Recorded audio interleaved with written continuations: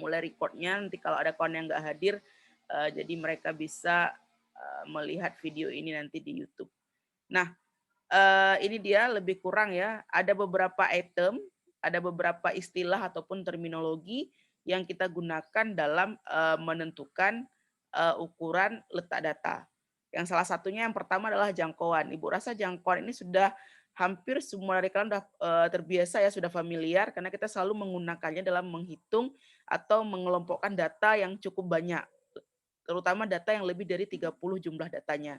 Nah, kira-kira untuk jangkauan ini udah masih terbayang nggak apa yang harus kita cari untuk menghitung jangkauan?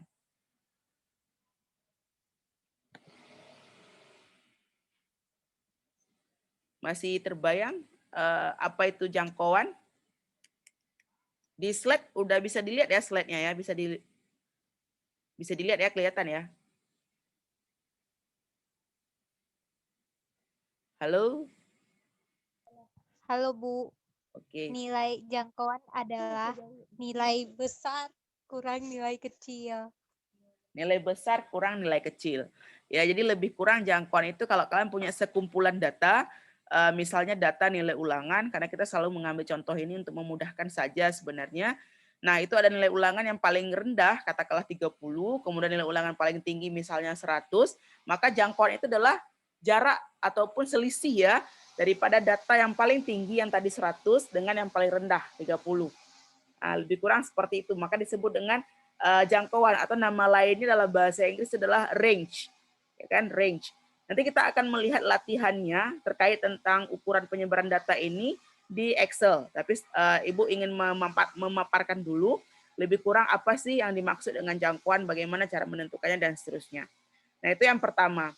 Sedangkan yang kedua adalah jangkauan interkuartil. Kalian bisa lihat yang nomor 2 ini masih seputar jangkauan, tetapi ada nama tambahannya yaitu interkuartil. Ya, itu artinya kalian bisa paham ya, artinya jarak ataupun selisih antara kuartil paling besar dengan kuartil paling kecil, ya kan? Nah, kalau kuartil, kalau kita belajar minggu lalu itu ada 3, yaitu kuartil 1 atau kuartil bawah, kemudian kuartil tengah atau kuartil 2, yang ketiga adalah kuartil atas atau kuartil 3. Nah, kalau jangkauan tadi dari nilai terbesar sampai nilai terkecil kita hitung selisihnya, maka jangkauan interkuartil atau nama lainnya adalah hamparan, makanya kodenya H di sini. Nama lain dari jangkauan interkuartil adalah hamparan. Nah, itu adalah selisih daripada kuartil atas. Nanti kan kita hitung nilai kuartil atasnya berapa, seperti minggu lalu di kelas, dikurang dengan kuartil bawah atau kuartil 1, itulah yang disebut dengan jangkauan interkuartil. Nah, untuk jangkauan interkuartil bisa dipahami ya, kira-kira seperti apa, udah ada bayangan nggak cara menentukannya?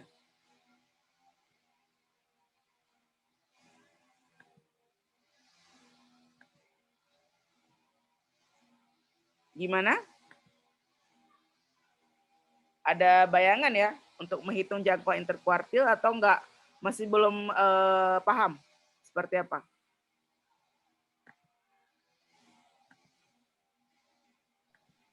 Masih kurang paham, Bu. Iya, Dara? Masih kurang paham. Oke. Nah, tadi Dara dan kawan-kawan yang lain sudah hadir. Kalau jangkauan, misalnya kita punya sekumpulan data nih, nilai ulangan kalian dari, katakanlah dari 30, kemudian ada nilai 40, 50, dan seterusnya sampai nilai 100 misalnya. Nah, kalau jangkauan itu adalah nilai yang paling tinggi, ya kan, sekumpulan data yang nilai paling tinggi tadi 100, itu dikurang dengan nilai paling rendah 30. Maka 100 kurang 30 adalah 70. Nah, itu jangkauan.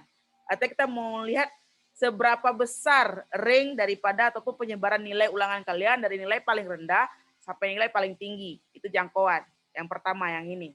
Ya kan? Jadi X ini data maksimum dikurang dengan data minimum.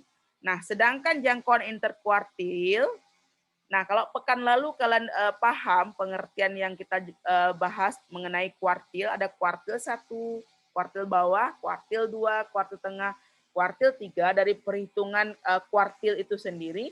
Nah, jangkauannya adalah selisih daripada kuartil 3, kuartil atas, ya kan, dengan kuartil 1 atau kuartil paling bawah. Nah, itu yang disebut dengan jangkauan interkuartil. Ya, mungkin kita ulang sedikit ya Ini laptop Ibu macet.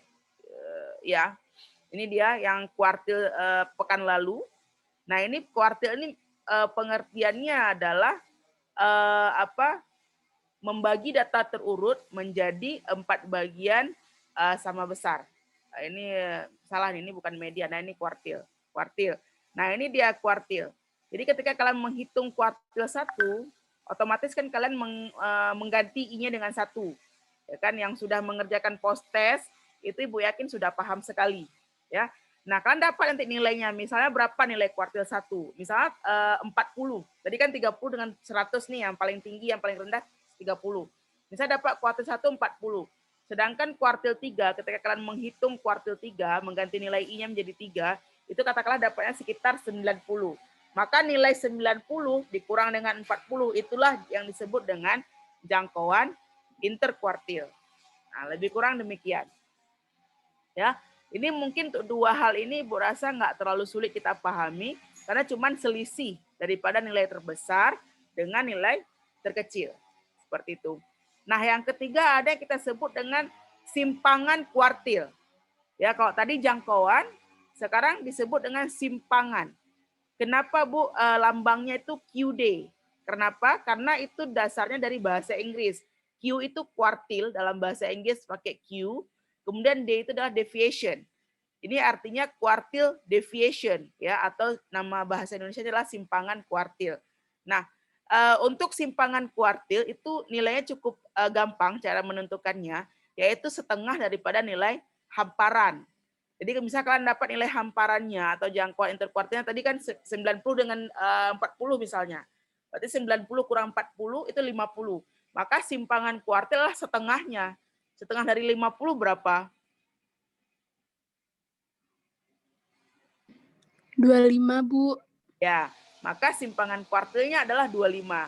Artinya dari sebaran nilai ulangan kalian dari 30 sampai dengan 100 itu simpangan rata-ratanya, simpangan kuartilnya tuh lebih kurang 25 poin. Jadi simpangan antar kuartil 1 ke kuartil 2, kuartil 2 ke kuartil 3 dan seterusnya itu lebih kurang 25 poin.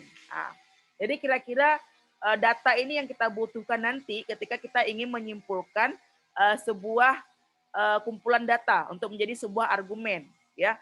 Mungkin dalam pelajaran matematika kalian nggak akan temukan itu karena kita nggak mempelajari yang disebut dengan statistika inferensial di matematika wajib, ya kan? Tetapi ketika kalian bekerja kemudian kalian kuliah nanti, kalian akan menggunakan semua istilah ini dalam mengambil sebuah kesimpulan. Jadi nanti bisa kalian buat laporan, katakanlah laporan apa, misalnya fisika dasar atau kimia dasar, misalnya di kampus nanti. Oh, kalian IPS, kalian buat laporan ekonomi misalnya, ya mengenai apa penjualan, untung rugi dan seterusnya.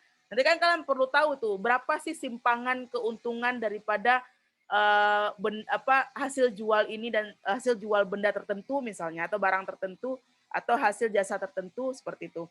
Nah, ini butuh yang disebut dengan simpangan kuartil dan lain-lain. Jadi betul-betul matematika ini hanya sebagai alat saja. Jadi kalian belajar matematika itu untuk alat menghitung, menentukan, kemudian menyimpulkan dan seterusnya. Tetapi nanti penggunaannya adalah dalam ilmu yang lain. Bisa saja dalam ilmu ekonomi, dalam ilmu akuntansi mungkin, atau dalam ilmu-ilmu yang lain seperti itu. Ya, itu untuk simpangan kuartil. Nah, kemudian ada 3 istilah lagi di sini apa yang disebut dengan simpangan rata-rata atau singkatannya adalah SR, kemudian varian. Varian ini ada nama lainnya ya. Kalau kalian punya buku catatan itu silahkan dikasih note sedikit. Varian itu nama lainnya adalah ragam. Kalau tadi kan jangkauan interkuartil, nama lainnya adalah hamparan, maka dilambangkan dengan H besar, ya kan? Sedangkan varian ini nama lainnya adalah ragam. Ragam itu bahasa Indonesia, varian itu bahasa Inggris. Memang agak bercampur di bab statistika ini. Kemudian ada satu lagi adalah simpangan baku. Simpangan baku ini ada juga nama lainnya. Yang paling sering kita dengar itu adalah standar deviasi atau deviation standar. Ya, jadi standar deviasi kalau nanti kalian jumpa di soal UTBK misalnya, di soal UASBN dan seterusnya, disuruh tentukan simpangan deviasi, ya itu sama juga dengan simpangan baku. Atau kalian disuruh tentukan ragam, itu akan sama juga dengan varian. Atau kalian disuruh tentukan hamparan, itu sama juga dengan jangkauan interkuartil. Sampai di sini ada pertanyaan?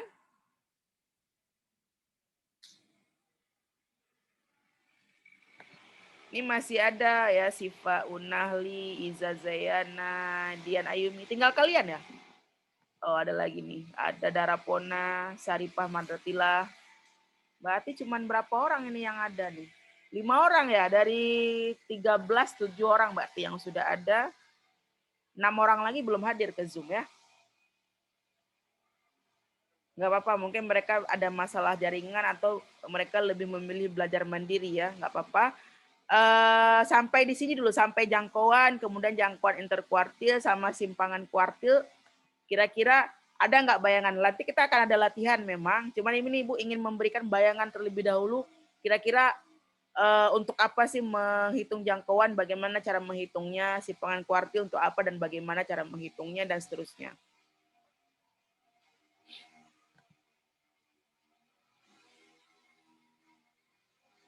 Nggak ada yang berkomentar ya, artinya cukup bisa dipahami atau tidak ada pertanyaan khusus ya. Nah, sekarang kita lanjut untuk 3 item lagi. Yang pertama adalah simpangan rata-rata. Nah, memang kalau kalian melihat secara keseluruhan, rumus ini ribet, complicated, susah, dan seterusnya. Ya, kalau Ibu juga jujur saja ketika Ibu lihat rumus ini tuh ribet, susah diingat, dan seterusnya. Tapi sebenarnya cuman ada 2 atau 3 istilah saja yang harus kalian pahami dalam semua rumus 3 item ini. Misalnya XI. XI ini adalah mewakili nilai tengah. Sebelumnya kalian sudah membagi kelas ya, di waktu kita mengelompokkan data ke dalam tabel distribusi frekuensi. Di kelas pun sudah pernah Ibu jelaskan minggu lalu ya yang hadir. Itu ada XI, nilai tengah. Misalnya di kelas pertama. Di kelas pertama panjang kelasnya katakanlah 10, dimulai dari angka 30 misalnya ya. 30, 31, 32, 33, 34, 35, 36, 37, 38, 39. Nah, ada 10 data misalnya dari 30 sampai 39. Yang mana dimaksud dengan nilai tengah? Nilai tengah adalah membagi data menjadi 2 bagian sama besar. Maka nilai tengahnya ada di sini. Ada di berapa? Ada di 30, 31, 32, 33, 34. Di sini kan 35, sedangkan tengahnya ada di sini. Maka ada 34,5. Maka untuk di kelas pertama, nilai XI atau nilai tengahnya adalah 34,5. Kalau datanya seperti tadi. Nah, kalau datanya kita ubah, misalnya data dari angka 40 sampai dengan 44 misalnya. Ada panjang kelasnya 5, 40, 41, 42, 43, 44. Maka nilai tengahnya adalah yang ini. Berapa? 40, 41, 42. Maka XI-nya adalah 42. Nah, jadi begitu cara menentukan nilai tengah. Sedangkan X bar, X yang ada tanda bar atau tanda batang di atas seperti segaris seperti itu adalah mewakili hitungan rata-rata, rataan hitung ataupun nama lainnya adalah dalam statistika itu mean tulisannya, ya. Maka nilai mean ini kita tentukan dulu untuk menghitung simpangan rata-rata. Bagaimana cara menentukannya kita udah belajar beberapa pekan yang lalu. Ya kan kalau ada datanya 30, kalian jumlah semua nilai ulangan kalian, katakanlah Radi dapat 30, kemudian Sibral dapat 40, dan seterusnya itu dijumlah semua, kemudian dibagi dengan jumlah siswa. Kalian ada 13 orang, maka total nilai ulangan kalian dibagi dengan 13 siswa, itu adalah nilai rata-rata daripada kumpulan nilai ulangan tersebut, atau disebut dengan X bar, atau nama lainnya adalah rataan hitung. Nah, kemudian nilai XI, nilai tengah, dikurang dengan X bar, ini ada tanda garis 2. Ada yang tahu nggak apa sih tanda garis 2 tegak ini? Di kelas 10 kalau nggak salah di matematika wajib kalian sudah belajar apa yang dimaksud dengan tanda mutlak. Jadi tanda tegak 2 itulah tanda mutlak. Ya, ya, ada yang mau berbicara tadi? Siapa? Enggak, Bu, ketekan, maaf ya. Iya. Mungkin mau kasih pengertian nilai mutlak apa, Iza? Apa yang dimaksud dengan nilai mutlak, Iza? Nilai mutlak, nilai real. Kalau misalnya ada min, kalau nilai mutlak berarti minnya hilang, jadi plus. Oke, udah Kan, pinter Bu? berarti ya. Berarti Ibu nggak perlu ngajar lagi nih, udah pinter semua. Ya, jadi lebih kurang demikian ya. Kalau misalnya ada nilai negatif, maka nilainya menjadi positif. Jadi nanti kalau seandainya nilai rata-ratanya lebih besar daripada nilai tengah, otomatis kan hasilnya negatif. Maka itu kalian harus positifkan. Ya, mungkin beberapa dari kalian sudah melihat video dari kelas yang lain, ya kan? Nanti kalian bisa juga melihat video dari kelas sendiri. Ibu akan posting juga di YouTube untuk membantu kawan-kawan kalian yang belum bisa hadir di kelas virtual Zoom hari ini. Seperti itu. Nah, ini untuk data tunggal, ya. Semua jumlah yang dimaksud dengan sigma ini adalah semua jumlah nilai mutlak XI dikurang X bar, itu semua kita jumlahin. Nah, itu kita bagi dengan jumlah data.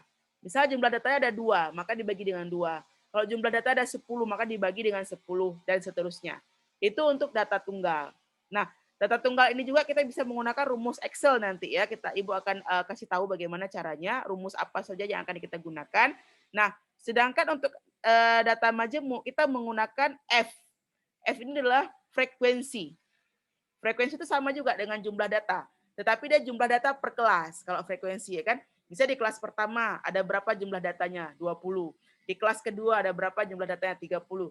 Kemudian kita jumlah. Itu adalah yang disebut dengan yang di bawah ini sigma frekuensi. Maka frekuensi kita tambah semua karena ada tanda sigma di sini. Nah, hasilnya itu adalah jumlah daripada frekuensi, sama juga dengan N pada data tunggal. Nah, untuk data majemuk atau data kelompok, itu setiap nilai mutlak XI dikurang X bar, kita kali dengan frekuensinya di kelas masing-masing, kemudian kita jumlah. Nah, itu simpangan rata-rata, ya kan? Sedangkan untuk varian, kalau kalian lihat, ada nggak perbedaan antara rumus ataupun formula simpangan rata-rata dengan varian? Di mana letak perbedaan paling mencoloknya?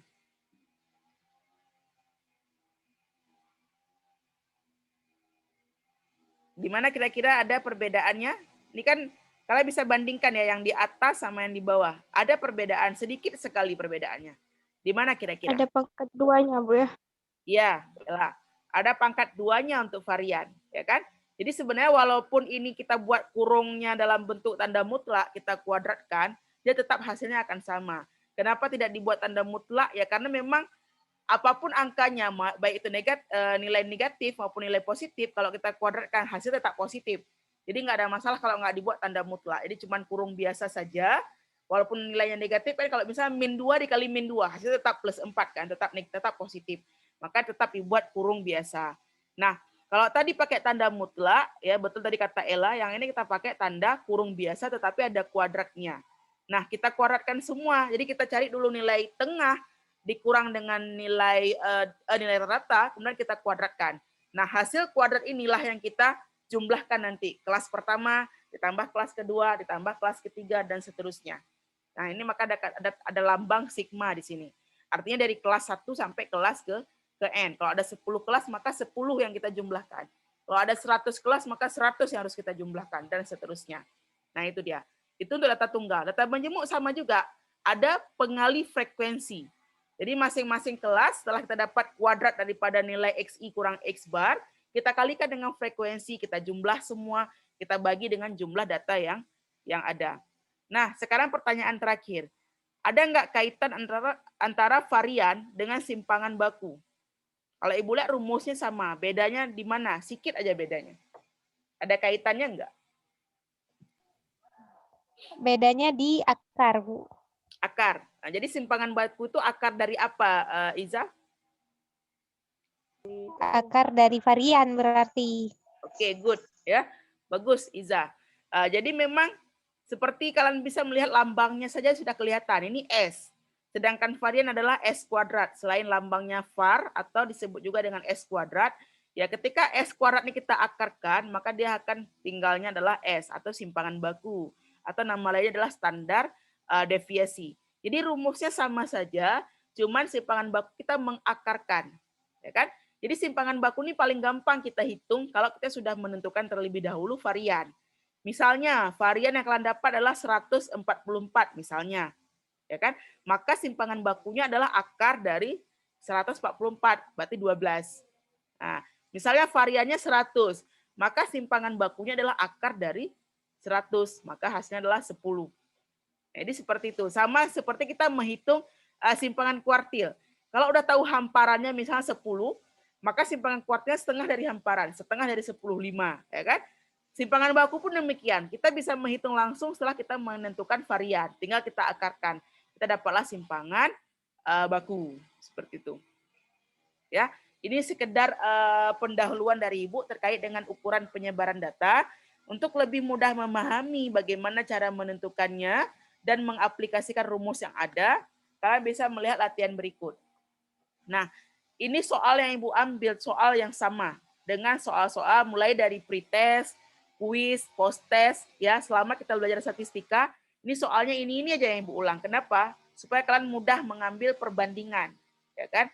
Oh, kemarin kita udah tentukan sampai kuartil, sekarang kita tentukan bagaimana menentukan ragam, varian, kemudian simpangan baku dan seterusnya, ya. Jadi lebih kurang demikian untuk memudahkan kalian. Nah, diketahui data nilai ulangan matematika wajib beberapa siswa kelas 12 itu adalah sebagai berikut. Ada sekitar 45 data. Nah, dari data yang ada ini, Ibu minta kalian menentukan jangkauan atau lambangnya adalah J. Kemudian jangkauan interkuartil, nama lainnya adalah hamparan, sehingga lambangnya menjadi H. Kemudian simpangan kuartil atau QD. Kemudian simpangan rata-rata atau SR singkatannya. Kemudian varians atau VAR atau nama lainnya adalah ragam. Dan terakhir adalah simpangan baku atau standar deviasi nama lainnya. Ya, kita lihat contohnya di sini. Nah ini dia, udah kelihatan ya Excel-nya, bisa dilihat.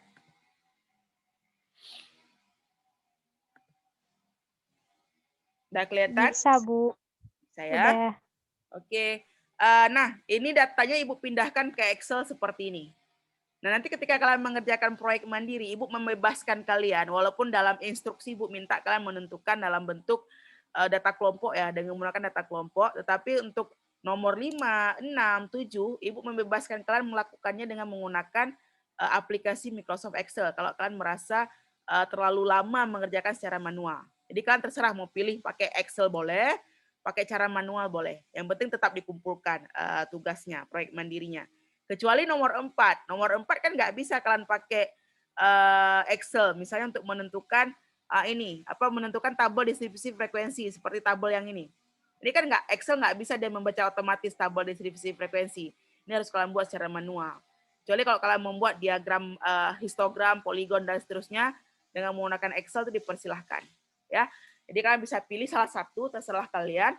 Kalau membuat dua-dua, alhamdulillah Ibu lebih senang.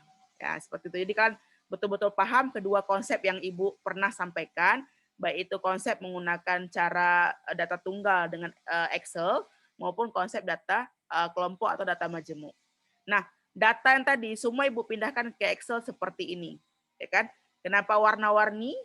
Ini asal muasal dari awal ketika Ibu memisahkan dia menjadi 6 kelas, Ibu bedakan warnanya. Jadi Ibu nggak salah menghitung frekuensi, lebih kurang demikian, ya. Misalnya dari nilai 29,5 sampai 39,5 ada 3 datanya. Maka frekuensinya 3. Jadi Ibu nggak salah. Oh, artinya data yang warna biru sudah Ibu ambil untuk kelas pertama seperti itu. Kelas kedua Ibu tandai dengan abu-abu misalnya. Kalian juga bisa melakukan hal yang seperti Ibu yang lakukan. Ya, abu-abu itu nilainya dari 39,5 sampai 49,5. Itu ada 4 data. Ada 6 data, ya. Semuanya Ibu kasih warna abu-abu sehingga frekuensi di sini ketika Ibu tulis 6 itu nggak akan salah. Ya, kemungkinan ketelitiannya lebih besar ketimbang kita tidak memberi warna. Jadi lebih kurang begitu cara kalian menentukan tabel distribusi frekuensi. Ya, dengan aturan yang kemarin. Ya, yang pertama apa? Hitung dulu jangkauannya. Setelah dapat nilai jangkauan, pakai aturan Sturges menghitung banyak kelas. Kebetulan dari aturan Sturges ini banyak kelasnya adalah 6. Maka ada 6 baris. 1, 2, 3, 4, 5, 6. Kemudian satu lagi adalah menghitung panjang kelas. Itu adalah dengan membagi nilai jangkauan dengan banyak kelas. Misalnya jangkauannya nilainya berapa? Sekian. Kita bagi dengan banyak kelas 6, dapatnya sekian. Maka itu adalah panjang kelas. Ya kan, panjang kelas yang ini, yang 29 ini. 30 sampai 39, ada 10. Nah, sekarang kita masuk ke pembahasan kita hari ini, yaitu menghitung yang pertama adalah jangkauan. Ya, Ibu rasa untuk jangkauan cukup gampang. Ya kan, kalau kalian menggunakan rumus Excel ataupun data tunggal, itu kalian tinggal tentukan dulu nilai maksimum dan nilai minimum. Ya kan? Bagaimana cara menentukan nilai maksimum? Itu kalian tinggal buat sama dengan, ya. Kemudian kalian ketik max. Itu max itu adalah function Excel untuk menentukan nilai maksimum. Kemudian kalian buka kurung, ya, kalian pilih data yang sudah kalian pindahkan tadi. Kemudian kalian enter. Ya. nilai maksimumnya adalah 89. Jadi kalian nggak perlu lihat satu-satu, berapa ya, apakah, oh kayaknya 87 paling tinggi. Oh bukan, rupanya 89 paling tinggi. Oh bukan. Nah jadi kan ragu ya kalau kalian menentukan secara manual, bagusnya kalian menentukannya memang dengan menggunakan Excel. Jadi kalian nggak ragu, oh pasti nilainya sudah akurat ini, nilainya adalah 89, seperti itu. Untuk nilai maksimum, artinya nilai tertinggi dari data nilai ulangan siswa yang ada. Ya, sedangkan untuk nilai minimum, kalau tadi max, maka nilai minimum adalah minimums, singkatan daripada minimums. Nah, ini laptop ibu agak lambat ya, mungkin karena udah ibu hidupkan dari tadi malam. Jadi ini dia minimums ya. Ini akan muncul function di sini. Jadi kalian nggak perlu takut salah. Tinggal pilih yang min ini, kemudian kalian buka kurung, kemudian kalian pilih data yang ingin kalian hitung nilai minimumnya. Ya, setelah itu kalian enter, maka dapat nilai minimumnya adalah 30. Nah, dari nilai minimum dan maksimum yang kalian hitung inilah, ya kan, membantu kalian untuk menghitung nilai jangkauan. Jadi Ibu, ini fokus yang pertama dulu ya, yang formula Excel yang di atas. Karena kalau nilai jangkauan sama hamparan kan nggak ada formula buku, formulanya sama. Ya kan, nggak ada rumus tertentu dari Excel. Ya kan? Maka jangkauannya adalah selisih daripada nilai terbesar, kalian pilih nilainya, kemudian kalian pilih kurang karena selisih dengan nilai terkecil. Ya, udah kelihatan di sini fungsinya sama dengan nilai terbesar yang warna biru dikulang dengan nilai terkecil. Jika kalian enter, maka nilai jangkauannya adalah 59. Sampai sini ada pertanyaan untuk menghitung jangkauan dengan menggunakan Microsoft Excel?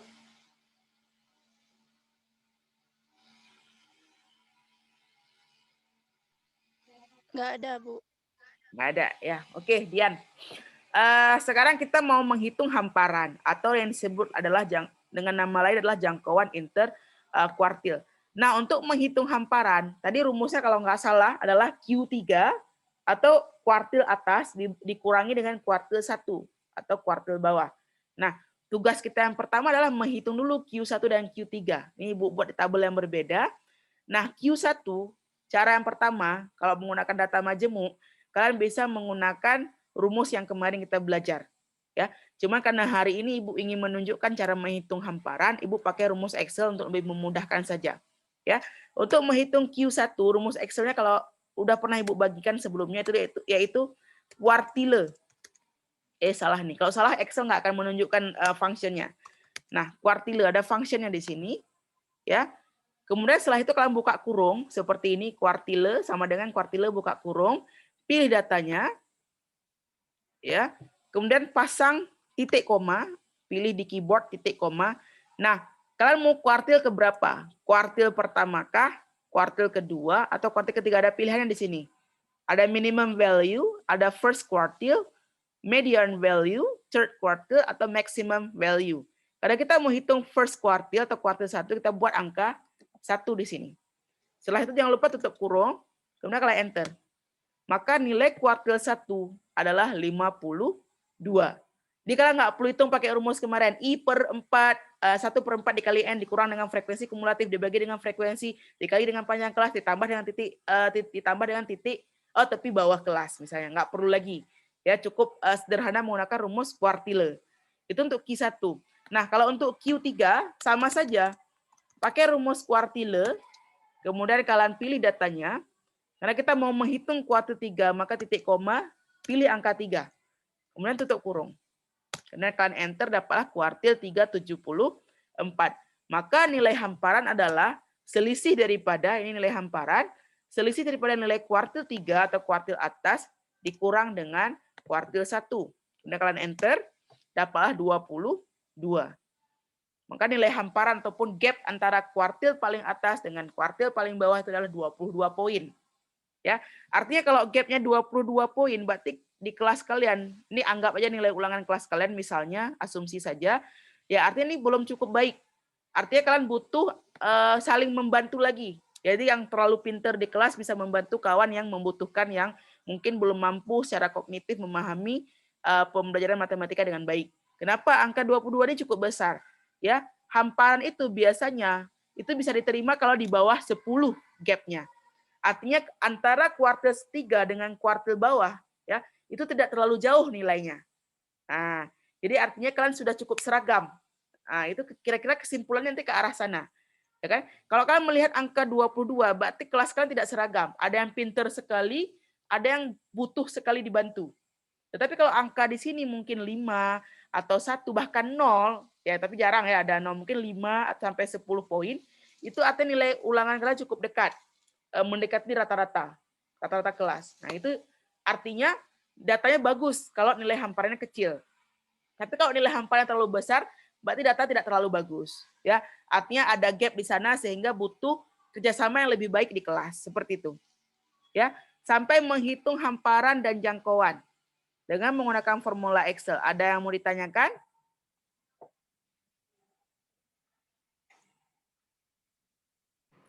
Nggak ada, Bu. Nggak ada ya. Oke, good. Sekarang kita mau lihat bagaimana cara menghitung simpangan kuartil. Nah, seperti yang Ibu sampaikan pada slide presentasi tadi, simpangan interkuartil ini adalah setengah daripada nilai hamparan. Artinya apa? Kan tinggal memasang rumus ya sama dengan 22 dibagi dengan 2. Kan setengah tadi. Maka dapatlah 11. Jadi kalau nilai hamparannya itu 20, maka dapatnya 10 untuk simpangan kuartil. Kalau nilai hamparannya 100, maka simpangan kuartilnya berapa?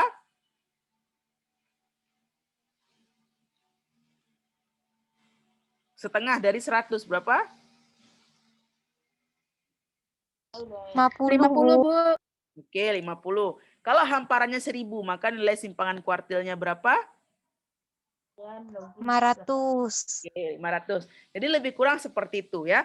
Untuk menghitung simpangan kuartil itu adalah setengah daripada nilai hamparan atau setengah daripada nilai jangkauan interkuartil nama lainnya. Nah, ini baru agak berat sedikit. Ya kan, yang 3 item terakhir, yang pertama simpangan rata-rata, kemudian varian atau ragam, dan simpangan baku atau nama lainnya adalah standar deviasi. Di sini udah Ibu buat, nama lain dari varian adalah ragam, nama lain dari simpangan baku adalah standar deviasi. Nah, untuk menggunakan formula Excel itu cukup gampang. Kita perhatikan yang atas dulu, yang menggunakan formula Excel itu cukup gampang. Ya, untuk simpangan rata-rata, bahasa Inggris daripada simpangan rata-rata adalah average deviation. Deviation itu simpangan, rata-rata itu average, ya kan? Maka singkatan dari function adalah AVDEF. Nah, ini kelihatan di sini Excel memberikan rekomendasi AVDEF. Itu artinya average deviation atau simpangan rata-rata. Kita buka kurung, kemudian kita pilih data yang mau kita hitung simpangan rata-ratanya. Semua harus terpilih datanya, kemudian kalian tutup kurung, kalian enter. Nah, simpangan rata-ratanya 12,22. Tinggal kalian pasang rumus sama dengan AVDEF, langsung kelihatan hasilnya adalah 12,22. Cukup gampang ya untuk menggunakan rumus Excel. Itu untuk simpangan rata-rata. Nah, untuk varian pun demikian. Rumusnya sama seperti lambangnya, var. Ya. Kalau kalian nggak percaya, lihat di sini. Ini ada pilihannya var population, kita nggak pakai. Untuk di SMA kita pakai var saja. Ini var sampel, kita nggak pakai. Covarian dan seterusnya kita nggak pakai. Untuk di SMA, kita pakai var yang sederhana saja, yang biasa saja. Cuman VAR. Ya. Kemudian kalian buka kurung, kalian pilih data yang ingin kalian cari, varian atau ragamnya. Kemudian kalian tutup kurung, kalian enter. Maka nilai variannya adalah 223,59. Jadi kalian nggak perlu menghitung rumusnya ada tadi yang ada X bar, ada XI kurang X bar, tanda mutlak, ya kan? Kemudian varian XI kurang X bar kuadrat disigmakan, dibagi dengan FI, dikali dengan FI, dan seterusnya. Nggak perlu kalau menggunakan rumus Excel. Jadi fungsinya dengan kalian pasang aja, fungsinya var. Kalau simpangan rata-rata, fungsinya AVDEF. Kalau standar deviasi apa fungsinya? Standar deviation atau STDEF. STDEF ini standar, def ini deviation. Ya, di sini ada banyak pilihannya. Kalian pilih yang paling sederhana, yang ini STDEF, kemudian buka kurung, pilih datanya. Ya kan? Setelah kalian pilih semua datanya, kalian tutup kurung, kemudian kalian enter, maka simpangan baku atau standar deviasi adalah 14,95. Ada cara lain. Ya, tadi kan seperti siapa yang jawab tadi? Saripah kalau nggak salah ya. Apa kesamaan ataupun perbedaan antara ragam dengan simpangan baku? Itu simpangan baku adalah akar daripada varian, kan gitu. Nah, kalian bisa pakai function biasa, ya kan? Kalian mau mengakarkan varian ini 223,59, karena di Excel nggak ada function akar, Ya, akar itu kalau kita buat dalam bentuk pecahan, pangkat pecahan itu adalah pangkat 1/2. Kalau akar 2. Ya kan? Kalau akar 3 maka pangkat 1/3. Itu di kelas 10 kita udah belajar. Nah, karena kita mau mengakarkan nilai varian, maka kalian bisa buat rumus seperti ini. Buka kurung, masukin nilai variannya, tutup kurung, ya kan? Kemudian kalian buka kurung lagi, pilih akarnya. Karena ini akar 2, maka pangkat 1/2. Tutup kurung, enter. Nah, ini hasilnya akan sama. Sama-sama 14,9. Ya, walaupun kalian memakai rumus biasa, rumus akar daripada varian, itu hasilnya juga 14,95, atau pakai rumus function daripada Excel, yaitu STDEV atau Standard Deviation, itu sama juga hasilnya 14,95. Ya, Ibu rasa untuk formula Excel nggak terlalu sulit ya, tinggal pasang rumus, kemudian kita pasang function, langsung dapat hasilnya, gitu ya. Nah, kalau misalnya sampai di sini dulu sebelum Ibu lanjut ke menggunakan data kelompok, ada yang mau ditanyakan nggak? Bu, kalau misalnya lupa rumusnya boleh tanya lagi kan? Boleh, nanti Ibu share rumusnya di kolom chat ya kalau kalian lupa, atau kalian bisa lihat lagi nanti videonya ya. Kalian bisa lagi videonya, nanti scroll aja sampai ke rumus itu nanti kelihatan. Ya, nanti juga di Zoom akan Ibu share di kolom chat. Nah, itu untuk formula Excel. Sedangkan sekarang kita akan menggunakan formula buku yang tadi tuh, yang ada sigma tadi itu, ya kan? Nah, tadi kan tabel frekuensi kita kan cuma sampai sini sebenarnya, 2 kolom ini. Nah, ini kolom yang Ibu tambahkan untuk memudahkan perhitungan kalian untuk menghitung yang disebut dengan nilai terata, kemudian nilai XI kurang X bar yang pakai tanda mutlak, kemudian XI kurang X bar pakai kuadrat, ya. Kalau yang tanda mutlak ini untuk menghitung apa tadi? Simpangan rata-rata ya. Ini sama nih, menghitung simpangan rata-rata, ya kan? Kalau sedangkan untuk yang tanda pangkat 2 itu untuk menghitung varian. Nah, ini biar kalian nggak bingung kenapa banyak sekali tabelnya. Lebih kurang demikian. Nah, Ibu rasa sampai di sini sudah bisa dipahami ya kenapa nilainya 3, 6, 8, 12, 10, dan 6. Itu adalah nilai masing-masing jumlah data yang ada di setiap kelas. Data yang warna oranye itu ada 10. Kalau kalian mau nggak percaya, lihat di sini ada 10 yang Ibu kasih warna orange. Seperti itu. Maka frekuensi adalah 10. Begitu seterusnya. Sedangkan untuk nilai tengah yang tadi Ibu jelaskan, ya dari 29,5 sampai 39,5. Posisi di tengahnya itu ada di 34,5. Maka kalian cukup membuat nilai 34,5 sebagai nilai tengah, diinput secara manual di Excel. Ya. Kemudian antara data 39,5 sampai 49,5, nilai tengahnya adalah 44,5. Ya kan? Karena kan 39, kemudian 40, 41, 42, 43, ya kan? 44, 45, 46, 47, 48, 49. Ya kan? Nah, di sini posisinya antara 44 dengan 45. Maka nilainya adalah 44,5. Begitu seterusnya untuk nilai tengah. Nah, untuk apa kita menghitung nilai FI kali XI? Karena kita mau menghitung X bar atau yang disebut dengan rataan hitung atau min nama lainnya, ya, mean. Nah, mean itu adalah nilai rataan hitung atau X bar tandanya. Cara menghitungnya itu adalah kalian menghitung dulu frekuensi. Ini kan kalian tentukan nih frekuensi. Kemudian ada nilai tengah. Nah, frekuensi ini kita kali dengan nilai tengah, itu hasilnya adalah kalian pasang aja rumus Excel-nya. Nilai frekuensi, kemudian dikali dengan nilai tengah, kalian enter, itu dapatnya 103,5. Kemudian posisikan kursor di tanda plus bawah ini untuk mengcopy rumus. Ya, rumus yang sama itu akan muncul ya seperti ini. Ini adalah perkalian daripada FI kali XI, ya kan? Dan dapatlah kan rumus FI kali XI-nya ini. Nah, sigma daripada FI kali XI itulah kalian pakai untuk menghitung rata-rata kelas.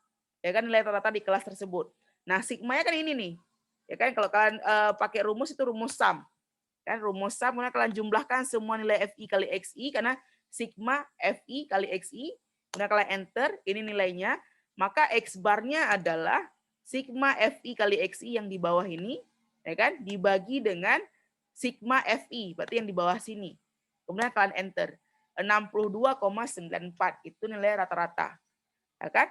Nilai rata-rata untuk semua kelas itu akan sama. Karena kan nilai rata-rata dari semua data yang ada. Maka kalian tinggal copy saja ke bawah, itu nilai rata-ratanya akan sama. Ya kan? Kenapa kalian perlu mengcopy ke bawah untuk memudahkan perhitungan di tabel ini dan tabel-tabel yang ini. Nah, itu dia.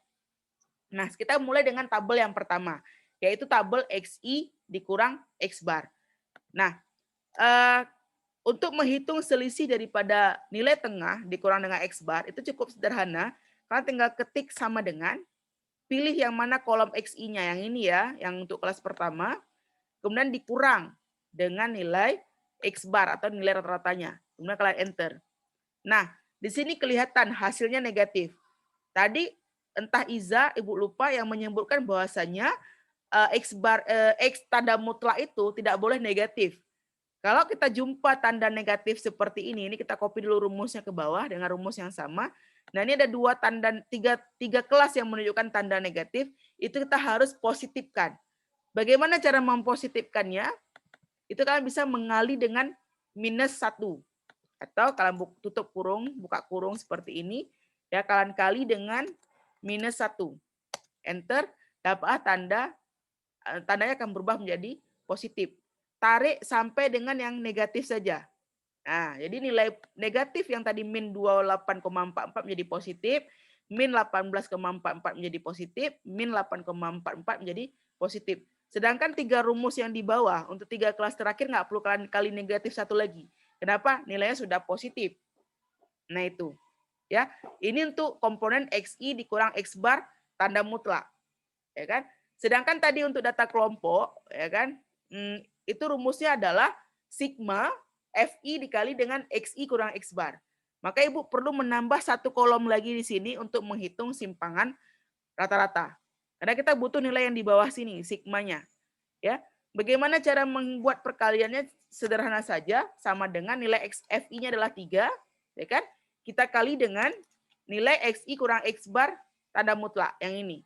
Kemudian kalian enter. Ya, nilai ini tinggal kalian scroll ke bawah, itu akan sama karena kita sudah mengcopy rumus. Nah, yang kita butuhkan dalam perhitungan simpangan rata-rata adalah yang terakhir ini. Yang total ini sama kayak tadi ya. Jadi kalian tinggal ketik sum, kemudian buka kurung, kalian totalkan semuanya. Sum ini dalam bahasa Inggrisnya adalah sum, total bahasa Inggrisnya. Atau dalam bahasa statistika itu adalah sigma kalau sum. Ya, kemudian kalian enter, dapat nilai 527,11. Nah, ini adalah nilai daripada sigma FI kali XI kurang X bar. Sehingga kita pasang sekarang rumusnya di sini. Simpangan rata-rata dengan menggunakan formula buku atau data kelompok adalah pembagian daripada sigma FI dikali XI kurang X bar, kita bagi dengan sigma FI yang ini. Sama ya, kayak kita hitung rata-rata tadi. Kemudian kita enter, dapat nilainya 11,71. Ya, ada perbedaan memang antara formula Excel sama formula buku, ya. Karena kalau kalian mau lihat data paling akurat itu data yang atas. Data Excel adalah data paling akurat. Data buku itu tidak terlalu akurat, tapi data perkiraan atau nama lain adalah estimasi. Kalau dalam bahasa Inggris kan sering jumpa approximate, ya, approximate estimation. Nah, itu artinya perkiraan. Ya, walaupun nilainya memang nggak terlalu jauh berbeda, tetapi kalau kalian mau data akurat itulah yang atas. Yang di bawahnya tidak terlalu akurat, tapi bisa dipakai untuk mengambil kesimpulan dalam ilmu statistika. Nah, itu untuk simpangan rata-rata, tabel yang 2 ini. Ya, sedangkan untuk varian cuman beda di kuadrat saja. Ya kan? Kalau tadi kan XI kurang X bar. Nah, untuk varian tinggal kalian menghitung XI dikurang dengan X bar, yang ini X rata-rata, kemudian kalian tutup kurung, kalian pangkatkan dengan 2 karena dia kuadrat. Ya kan? Kalau tadi nggak diapa-apain, cuma dikurang saja. Kalau dapatnya negatif dipositifkan. Kalau sekarang dikuadratkan. Ya, kalian enter, kemudian kalian pilih tanda plus di bawah. Nah, seperti ini. Ini adalah nilai dari XI kurang X bar masing-masing kelas. Yang kita pakai adalah yang terakhir ini. Kenapa? Kita harus mengali dulu dengan frekuensi, karena rumusnya kan harus ada perkalian dengan frekuensi. Maka kalian kali nilai frekuensi yang kolom pertama ini, ya kan? Kita kali dengan XI kurang X bar kuadrat. Kemudian enter. Tinggal tarik aja rumusnya ke bawah. Itu akan di-copy otomatis. Dan sigmanya adalah 91,11. Nilai inilah yang kita pakai untuk menghitung varian di kolom ini. Ya kan? Sama dengan nilai total yang ini dibagi dengan total frekuensi. Hasilnya adalah 204,25. Ada perbedaan di sini sekitar 23 poin, tetapi tidak masalah. Ya, sedangkan untuk standar deviasi atau simpangan baku itu pakai rumus biasa saja yang tadi Ibu kasih tahu di awal, sama dengan buka kurung akar daripada nilai varian, ya kan, pangkat 1/2. Maka nilai standar deviasinya adalah 14,29. Sampai di sini materi kita sudah selesai untuk semester 1. Ya, kalau ada pertanyaan itu dipersilahkan yang masih belum paham. Nanti setelah ini Ibu akan stop Zoom, kalian bisa melanjutkan pengerjaan proyek mandiri dan penugasan lainnya untuk matematika wajib. Mungkin ada yang baru bergabung, Ibu ulang sekali lagi, deadline UAS kalian ataupun proyek mandiri adalah hari Minggu ini. Ya, hari Minggu ini. Jadi Ibu tunggu nanti dalam waktu 1 minggu, semoga kalian mampu ya menyelesaikannya. Tetapi kalau memang nanti kalian merasa berat, itu silahkan menghubungi Ibu langsung ke pertanyaan spesifik. Ya kan, misal kalian nggak paham di bagian mana, langsung tanya di bagian itu saja. Jadi kan nggak mungkin kalian langsung tanya, Bu, semuanya nggak paham dari awal sampai akhir, itu klasikal sekali. Ibu nggak bisa menjelaskannya di posisi mana kalian nggak pahamnya, ya kan? Nanti kalian tolong sampaikan ke Ibu ketika kalian japri di bagian mana kalian nggak paham, jadi Ibu bisa arahkan di bagian itu saja. Oke, ada pertanyaan sampai di sini?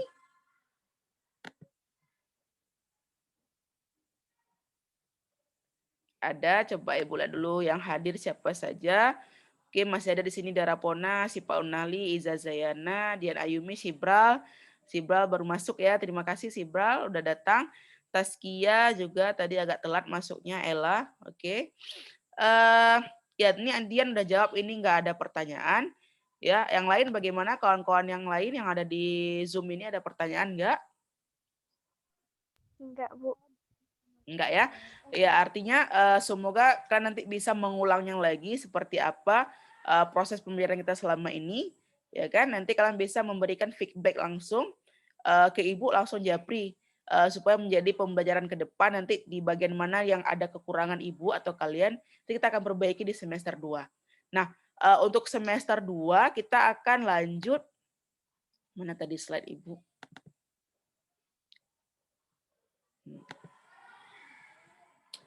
Untuk semester 2 kita akan belajar peluang ya.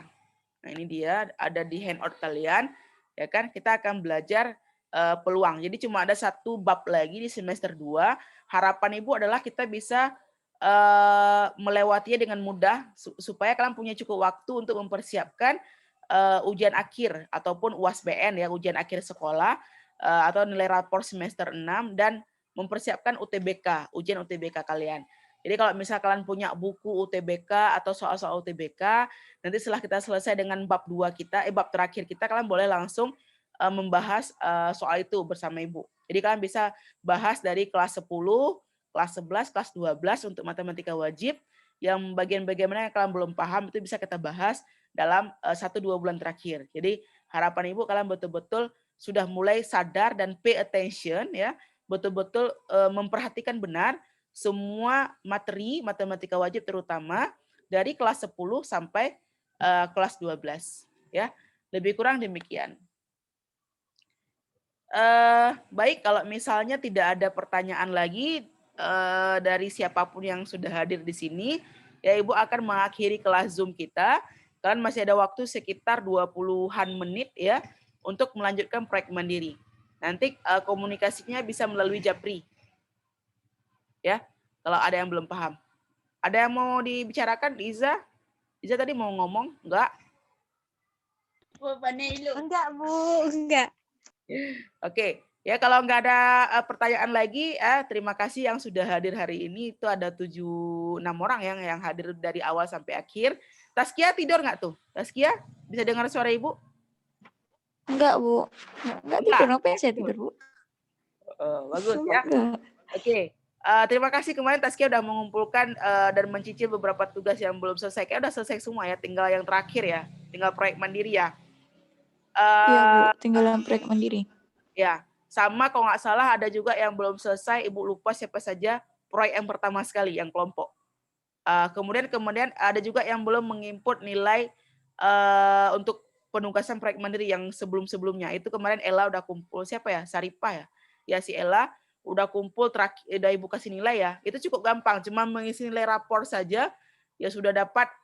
Jadi rugi kali kalau misalnya kalian nggak menginput itu. Jadi karena cuma menginput nilai rapor saja sudah dapat poin tertentu, gitu ya. Jadi silahkan nanti dicari lagi di bagian mana yang masih kurang dan kosong, nanti kalian tambahkan dalam 1-2 minggu terakhir.